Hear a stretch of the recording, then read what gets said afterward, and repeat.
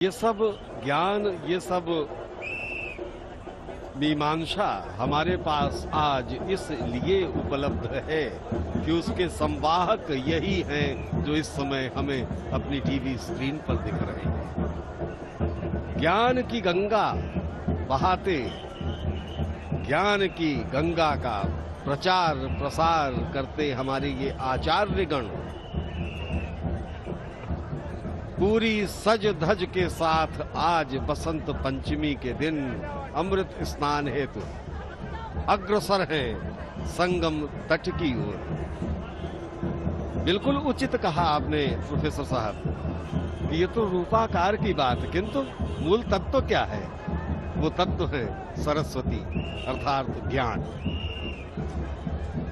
और तभी तो सरस्वती के जब हम जप की बात करते हैं स्नान ध्यान के बाद, तो ओम सरस्वती ओम सरस्वते नमः, महाभद्रा ओम महाभद्राय नमः, महामाया ओम महामायाय नमः, वरप्रदा ओम वरप्रदायाय नमः, श्रीप्रदा ओम श्रीप्रदायै नमः।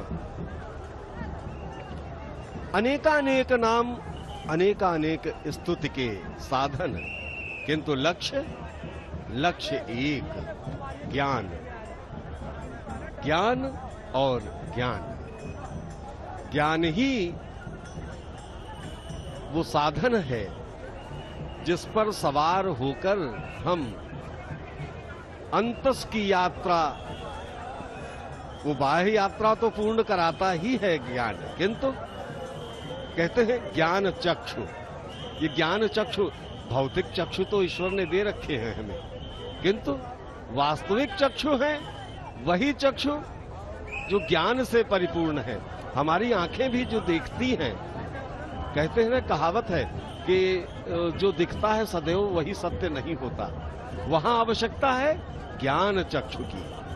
ये हमारे ज्ञान चक्षु ही इंगित करते हैं कि अमुक चित्र जो हमें इस समय अपनी टीवी स्क्रीन पर दिखाई पड़ रहा है, अखिल भारतीय श्री पंच निर्मोही अनी अखाड़ा के जो ये सभी अनुयायी साधु संत भक्त चले जा रहे हैं, ये सब ये संकेत दे रहे हैं, ये सब ये बता रहे हैं कि ये महाकुंभ पर्व में ज्ञान गंगा की धारा प्रवाहित करने के लिए ये उदाहरण हमने पहले भी रखा है कि गंगा यमुना और सरस्वती का जो ये संगम, तो हालांकि सरस्वती नाम की नदी का उल्लेख कहीं किसी पुराण में, वाल्मीकि रामायण में, यहां तक कि कालिदास जी के तक के भाष्य में उल्लेख मिलता है नहीं, किंतु ये भी सत्य है कि ये त्रिवेणी का संगम है। तो त्रिवेणी तभी होगी जब गंगा और यमुना के साथ सरस्वती का मिलाप होगा। तो वो सरस्वती ज्ञान गंगा का रूप ही है। जब गंगा और यमुना के जल में ज्ञान की गंगा, यहां प्रवाहित ज्ञान की गंगा मिश्रित होती है, तभी त्रिवेणी तट का निर्माण होता है। और यही संभवतः कारण हो, अन्न भी तो मास है, किंतु माघ माह में ही यहां ये जो विधान रखा गया, ये आदिकाल से परंपरा चली आ रही है कि ये तो पहले बहुत छोटा सा जमावड़ा, शुरुआत जहां से हुई, इसकी प्रारंभ इसका जहां है, वो बहुत ही कह लीजिए छोटे से समूह से, किंतु रूपाकार परिवर्तित होता गया। धीरे धीरे धीरे धीरे धीरे धीरे बढ़ते बढ़ते बढ़ते आज ये स्थिति है कि हम लक्ष्य निर्धारित करके चलते हैं।